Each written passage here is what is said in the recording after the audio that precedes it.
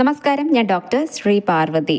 പലരും സ്ഥിരമായിട്ട് കംപ്ലൈൻറ്റ് പറയുന്ന ഒന്നാണ് ഉപ്പൂറ്റി വേദന. കാല് നിലത്ത് കുത്താൻ വയ്യാത്ത ഉപ്പൂറ്റി വേദന. ഇത് പ്രത്യേകിച്ച് രാവിലെ എഴുന്നേൽക്കുമ്പോഴായിരിക്കും കൂടുതലായിട്ട് കണ്ടുവരുന്നത്.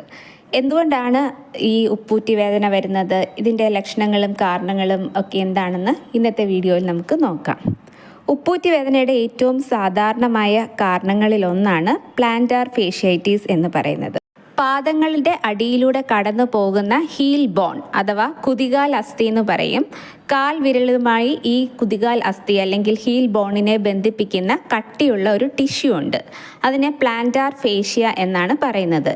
ഈ ഒരു പ്ലാന്റാർ ഫേഷ്യയിൽ അല്ലെങ്കിൽ ഈ ഒരു ടിഷ്യൂയിൽ ഉണ്ടാവുന്ന വീക്കം അല്ലെങ്കിൽ ഇൻഫ്ലമേഷനാണ് ഇത്തരത്തിൽ ഉപ്പൂറ്റി വേദനയ്ക്ക് കാരണം. പ്ലാന്റാർ ഫേഷ്യ അതായത് ഈ കട്ടിയുള്ള ടിഷ്യൂ ഇതൊരു ഷോക്ക് അബ്സോർബർ ആയിട്ടാണ് പ്രവർത്തിക്കുന്നത്.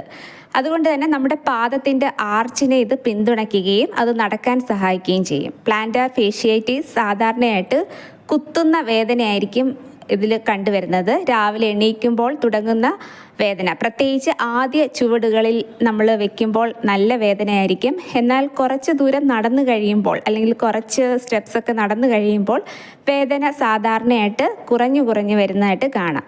എന്നാൽ നമ്മൾ കുറേ നേരം നിൽക്കുകയോ അല്ലെങ്കിൽ കുറേ നേരം ഇരുന്നതിന് ശേഷം എഴുന്നേൽക്കുമ്പോഴോ ഒക്കെ നല്ല രീതിയിൽ ഉപ്പൂറ്റി വേദന കണ്ടുവരാം. അമിത ഭാരമുള്ളവരിൽ ഇത്തരം വേദന കണ്ടുവരാറുണ്ട്. അതുപോലെ സ്ഥിരമായിട്ട് ഈ അത്ലറ്റ്സിലൊക്കെ, പ്രത്യേകിച്ച് ഓട്ടം ഒക്കെ സ്ഥിരമായിട്ട് ശീലിക്കുന്നവർക്ക് ഇത്തരം ഉപ്പൂറ്റി വേദന കണ്ടുവരാറുണ്ട്. ഹീൽ ബോണിൻ്റെ അവിടെയുള്ള കട്ടിയുള്ള ഈ ടിഷ്യൂ, അതായത് പ്ലാന്റാർ ഫേഷ്യയിൽ അവിടെയുള്ള ലിഗമെൻസിന് ദിവസേനയുള്ള ജീവിതത്തിൽ ഒരുപാട് തേയ്മാനങ്ങൾ നേരിടേണ്ടതായിട്ട് വരാറുണ്ട്. പാദങ്ങളിൽ ഉണ്ടാവുന്ന അമിതമായിട്ടുള്ള സമ്മർദ്ദം വരുമ്പോൾ അസ്ഥിബന്ധങ്ങൾക്ക് കേടുവരികയോ അല്ലെങ്കിൽ ടിയർ സംഭവിക്കുകയോ ചെയ്യും. ഇത് പ്ലാന്റാർ ഫേഷ്യ ഇൻഫ്ലമേഷൻ അല്ലെങ്കിൽ വീക്കത്തിന് കാരണമാകുകയും ഈ വീക്കം ഉപ്പൂറ്റി വേദനയ്ക്ക് കാരണമാവാറുണ്ട്. പ്ലാന്റാർ ഫേഷ്യാറ്റിസ് ഉള്ളവർക്ക് മിക്കവർക്കും ഹീൽ ബോണിൻ്റെ അവിടെ അല്ലെങ്കിൽ ഉപ്പൂറ്റിയുടെ അവിടെ വേദന ഉണ്ടായിരിക്കും. അതുപോലെ തന്നെ കാൽപാദത്തിൻ്റെ മധ്യഭാഗത്ത് വേദന വരുന്നതായിട്ടും കണ്ടുവരാറുണ്ട്.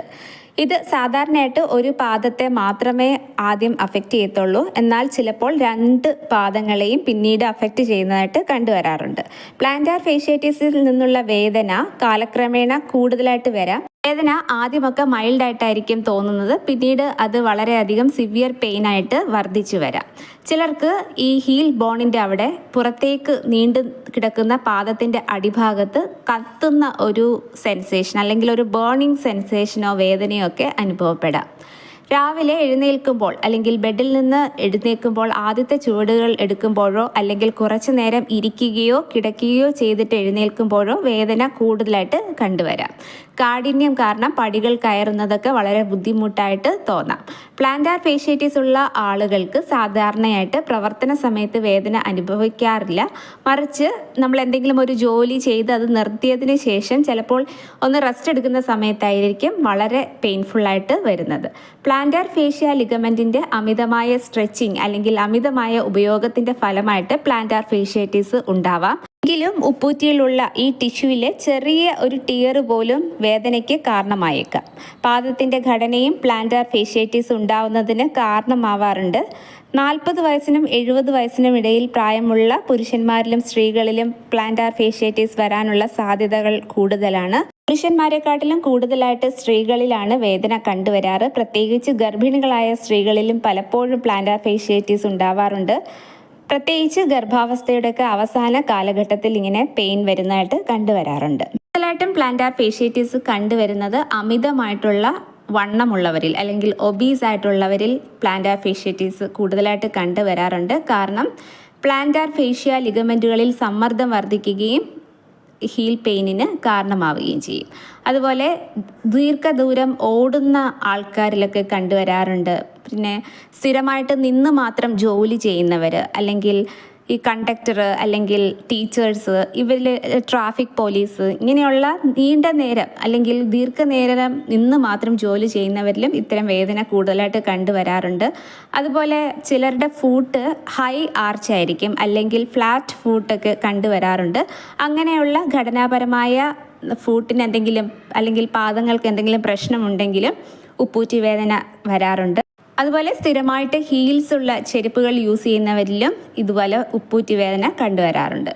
പ്ലാന്റാർ ഫേഷ്യേറ്റീസ് അടിസ്ഥാനപരമായിട്ട് അതിൻ്റെ രോഗനിർണയം എന്ന് പറയുന്നത് ക്ലിനിക്കൽ എക്സാമിനേഷനിലൂടെ നമുക്ക് അല്ലെങ്കിൽ സിംറ്റംസ് കേൾക്കുന്നതിലൂടെ മനസ്സിലാവും. അതുപോലെ ഉപ്പൂറ്റി വേദന സ്ഥിരമായിട്ട് വരുമ്പോൾ അവിടെ അസ്ഥികൾക്ക് ഒടിവൊന്നുമില്ല എന്ന് മനസ്സിലാക്കാനായിട്ട് എക്സ്റേ ചെയ്ത് നോക്കുന്നത് നല്ലതാണ്. അല്ലെങ്കിൽ MRI സ്കാനിങ് ഒക്കെ ആവശ്യമായിട്ടുണ്ടെങ്കിൽ അത് ചെയ്യാവുന്നതാണ്.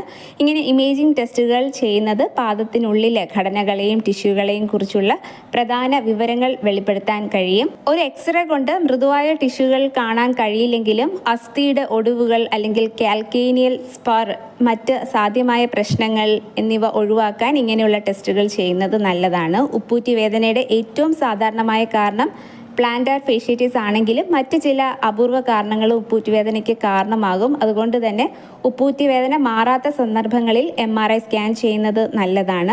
ഉപ്പൂറ്റി വേദനയ്ക്ക് കാരണമാകുന്ന ഏതെങ്കിലും ഘടകങ്ങളുണ്ടെങ്കിൽ അത് കണ്ടെത്തി ഒഴിവാക്കുക.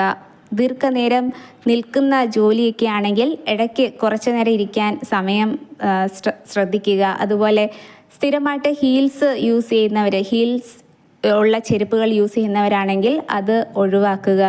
ആവശ്യത്തിന് വിശ്രമം എടുക്കുക. അതുപോലെ ഐസ് പാക്ക് വെക്കുന്നത് നല്ലതാണ്. ആൻറ്റി ഇൻഫ്ലമേറ്ററി മെഡിസിൻസ് ഒക്കെ ഡോക്ടറുടെ നിർദ്ദേശപ്രകാരം മാത്രം കഴിക്കുക. ഹോമിയോപ്പതിയിൽ ഉപ്പൂറ്റി വേദന മാറാനുള്ള മെഡിസിൻസ് ഒക്കെ അവൈലബിൾ ആണ്. ഈ ഒരു വീഡിയോ എല്ലാവർക്കും ഇൻഫോർമേറ്റീവ് ആകും എന്ന് പ്രതീക്ഷിക്കുന്നു. മറ്റൊരു വീഡിയോയുമായി വരുന്നത് വരെ എല്ലാവർക്കും നന്ദി, നമസ്കാരം.